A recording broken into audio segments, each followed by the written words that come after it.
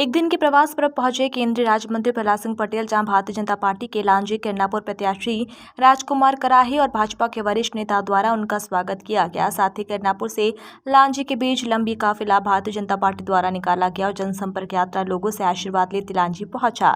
आचार संहिता लगते ही भाजपा द्वारा विशाल भव्य जनसंपर्क आम सभा को संबोधित करते हुए केंद्रीय राज्य मंत्री प्रहलाद पटेल ने सरकार की उपलब्धियां बताते हुए कांग्रेस सरकार को आड़े हाथों लिया। उन्होंने किसान भाइयों को जन्म से लेकर मृत्यु तक की योजनाएं लांजी के मंच के माध्यम से बताई। एक बार किसी के दबाव के बगैर सारे भ्रमों को समाप्त करके जो कांग्रेस फैलाती है वो भ्रम है, झूठ है, उसे समाप्त करके आपकी अंतरात्मा से फैसला मांगना। अगर वो कहे कि भारतीय जनता पार्टी को आपका वोट और आशीर्वाद मिलना चाहिए, तो मैं हाथ जोड़कर कहता हूं हमारे उम्मीदवार को उस विचार के लिए जरूर अपना आशीर्वाद और वोट देना जो यहाँ से भारतीय जनता पार्टी का उम्मीदवार, क्योंकि ये ईमानदारी की लड़ाई और बेईमानी के बीच की लड़ाई है, ये न्याय और अन्याय के बीच की लड़ाई है। अभी बहुत सारी पीढ़ियां आएंगी और जाएंगी, लेकिन जो जीवन में भारत माता का यश है वो बढ़ते जाएगा। मैं दुखी होता हूँ कई बार कि हम किस समाज की तरफ जा रहे हैं। समाज पढ़ा लिखा हो रहा है, जवान लोगों की संख्या बढ़ रही है, लेकिन वो क्या नशा से मुक्त है? अगर वो नशा से मुक्त नहीं होंगे, आपकी संपत्ति कितने दिन चलेगी मैं पूछना चाहता हूँ। हम पूजन पाठ करते हैं, धन कमाते हैं, पुरुषार्थ करते हैं, किसके लिए?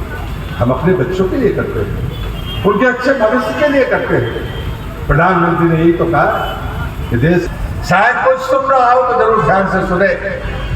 मेरे भाई 4 चुनाव विधानसभा का लड़ चुके हैं। मुझसे कहा गया था कि विधानसभा का चुनाव लड़ना है, तो मेरे लिए छिंदवाड़ा, जबलपुर, सिवनी में से कहीं कोई सीट पर जाना। मेरे भाई ने इनकार कर दिया। उसने कहा कि 2 भाइयों को विधानसभा चुनाव एक साथ नहीं लड़ना चाहिए। फिर दूसरी बात कही कि यदि आप चुनाव लड़ोगे तो मैं तो चुनाव लड़ूंगा ही नहीं। मैंने पार्टी को जो संदेश दे दिया, अभी वो दुख की छड़ी में उनका एक ही बेटा था, वो नहीं रहा।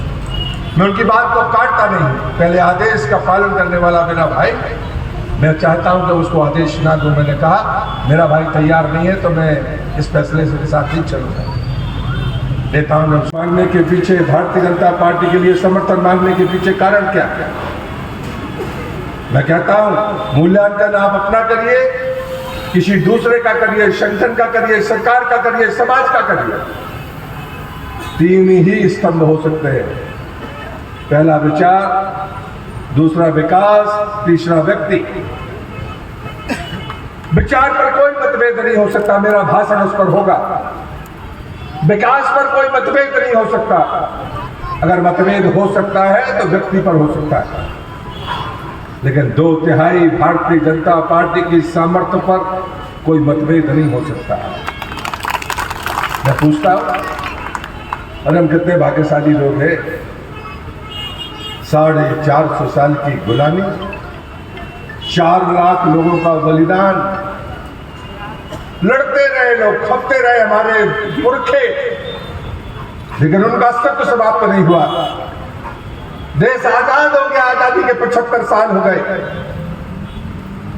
लेकिन हम गर्व करते हैं अपने नेतृत्व पर, अपने विचार पर, अपने पुरखों पर, जिनने हमको ये सबक सिखाया था।